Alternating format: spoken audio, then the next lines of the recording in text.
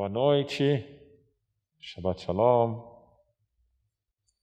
Tem um midrash, do qual eu gosto muito, que diz que Deus, quando Deus começou a construir o universo, quando Deus começou o trabalho da criação, Deus criou vários mundos, criava um e destruía, criava um e destruía, criava e destruía.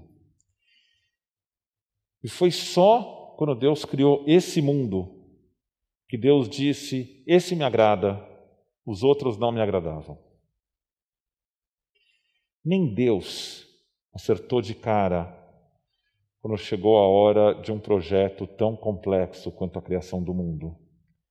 E precisou falhar algumas vezes antes de se sentir satisfeito com o resultado.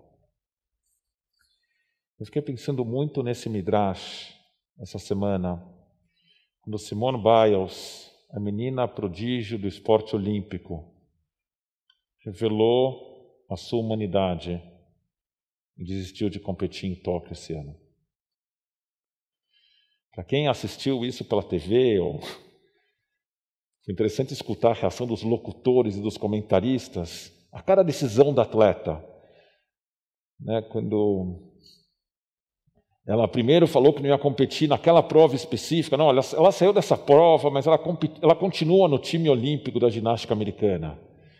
E aí depois, quando ela falou que não ia mais competir na prova em equipes, não, ela saiu da prova em equipes, mas ela vai continuar nas provas individuais. E aí, finalmente, quando ela anunciou, anteontem, eu acho, ontem, que ela não ia mais participar das provas individuais, aí, finalmente, esses comentaristas e locutores tiveram que lidar com o reconhecimento dela, de que apesar dela estar em plena forma física, ela está debilitada na sua saúde mental e estava sem capacidade de competir. Pessoalmente, eu acho que a gente aprende muito mais dos nossos líderes na forma como eles e elas reagem às crises e aos desafios, do que quando eles vencem. Eu me inspiro muito mais quando eu vejo grandes figuras reconhecerem as suas vulnerabilidades, do que quando elas falam só das suas histórias de sucesso. Infelizmente, esse é um aspecto da tradição judaica que a gente tem perdido ao longo dos últimos séculos. Se a gente pensar na literatura bíblica, todos os nossos heróis estão lotados de problemas. Abraão escutou o pedido de Sará e expulsou um de seus filhos, junto com a mãe dele, para morrerem de sede no deserto. Escutou o pedido de Deus para matar o outro filho. Yitzhak tinha como filho favorito Esav e não escondia de ninguém. Rivka tinha como filho favorito Yaakov, não escondia de ninguém. Yaakov passou a perna no irmão e no pai para receber a bênção na primogenitura. E se a gente fosse ficar falando dos defeitos, a gente ficava até amanhã de manhã, pegando personagem por personagem, os seus defeitos que de alguma forma lhes garantia a sua humanidade. Esses traços das suas trajetórias pessoais que indicavam falhas de caráter, mas falhas como todos nós temos. É isso que faz com que esses personagens persistam e continuem sendo relevantes para a gente até hoje. Ao longo dos séculos, a gente foi se sentindo menos confortável em reconhecer que os nossos heróis tinham falhas, e a gente foi construindo narrativas através das quais a gente justificava essas falhas, e muitas vezes a gente até as transformava em grandes virtudes. E assim, a gente foi se sentindo menos confortável em reconhecer as nossas próprias falhas, tanto as individuais quanto as coletivas. Na Parashá dessa semana, Moshe continua, como acontece em todo o livro de Dvarim, Deuteronômio, os seus discursos relembrando os 40 anos do deserto, incluindo a entrega da Torá no Monte Sinai, o episódio do bezerro de ouro, que faz com que Moshe quebre as primeiras tábuas, e a entrega das segundas tábuas na sequência. Eu, pessoalmente, tendo a ver a Torá como o nosso projeto conjunto, o livro no qual estão reunidos os nossos valores, as nossas histórias sagradas, a base das nossas leis e também o gosto judaico pela polêmica, o fundamento de um sonho com uma sociedade mais justa e mais igual, que proteja os seus vulneráveis com especial atenção. A primeira versão desse projeto, desse sonho, foi estabelecido em tábuas talhadas e inscritas só por Deus. E essa primeira versão falhou, porque não tinha como a humanidade dar conta de expectativas que não considerassem as nossas vulnerabilidades, dar conta de expectativas que não lidassem com as nossas inúmeras falhas. Quando Moshe quebrou aquele primeiro jogo de tábuas da lei, aquilo pode ser visto como o ato que reconheceu a falha é um processo que estava fadado, estava destinado ao fracasso. E que, ao mesmo tempo, a quebra das tábuas abriu a possibilidade da reconstrução do pacto sobre alicerces mais sólidos. Como o episódio de Simone Biles escancarou, expectativas irreais levam a imensas frustrações. No caso da geração do deserto, leva à idolatria do bezerro de ouro.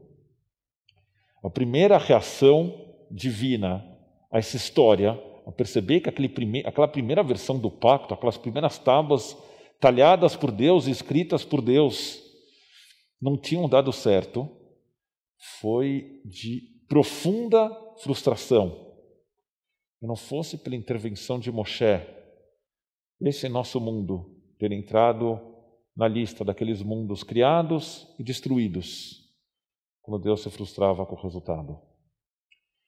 Mas Deus parece ter ouvido, parece ter percebido que a humanidade precisava de um sonho no qual a voz dela também era considerada. Do ponto de vista mítico, isso é representado pelo segundo jogo de tábuas da lei, em que Moshe esculpiu as tábuas e Deus escreveu. Não era mais um projeto só de Deus, um projeto conjunto entre a humanidade e o divino.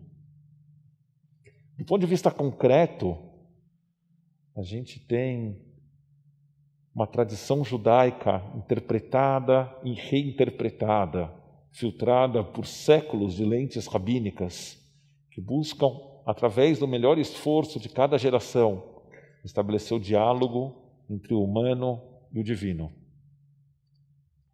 E lá está, essa segunda versão do projeto, essa versão do projeto que era humana e divina, a versão do pacto que a gente tem até hoje. Essa é a tradição judaica que sobreviveu. Em cada uma dessas histórias, a coragem de reconhecer a falha, de ter a coragem de parar o curso do rio para determinar para onde a gente quer navegar, foram fundamentais para a gente conseguir ter sucesso na sequência.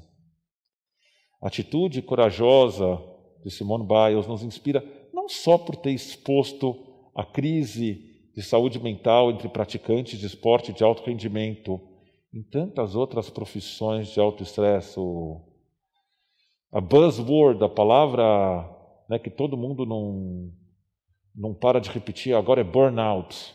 Porque, de fato, com a pandemia, os limites entre o pessoal e o profissional foram apagados. A gente continua trabalhando até altas horas da noite, continua recebendo mensagem de WhatsApp do trabalho às 3 da manhã. Parece que tudo é normal. De fato, a nossa energia mental está sendo esgotada. Mas não só por isso a atitude da Simone Biles nos inspira, mas também pela possibilidade de que ela, reconhecendo seus próprios limites, ao mesmo tempo em que enxergava o seu imenso potencial, sair ainda mais forte desse episódio, tendo construído a capacidade de trilhar o caminho dela, não o caminho que os narradores e os comentaristas gostariam que ela tivesse percorrido, mas o caminho que é verdadeiro para ela, mesmo que isso a afaste das próximas Olimpíadas ou dos esportes de alto rendimento. A gente está hoje na ponte entre Tisha B'Av e Rosh Hashanah.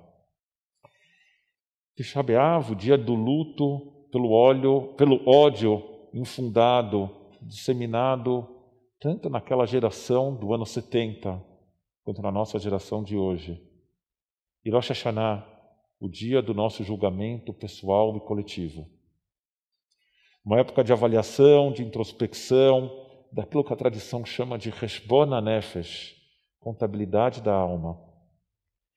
Nesse processo, a gente tenha a coragem de reconhecer as nossas vulnerabilidades, e a coragem ainda maior de desistir dos processos que nos levem por caminhos perdidos, e de então a gente conseguir se reconstruir. Shabbat Shalom.